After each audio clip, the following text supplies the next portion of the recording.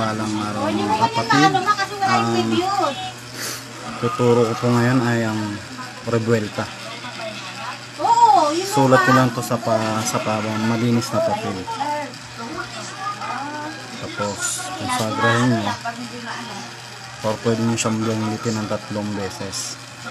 Tapos ihip nyo dun sa kalmen yung orasyon na to. Yung titira ko sa inyo, babalik lang sa kanya yung mga gagawin niya sa inyo. Nangyari, palipad hangin. Babalik lang mo sa kanila yun. Tsaka pati yung kulang barang yan.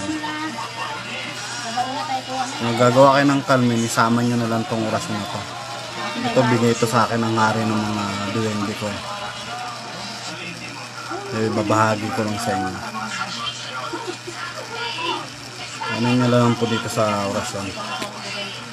Isulat nyo po sa papel, tapos kung may pang konsagra nyo siya.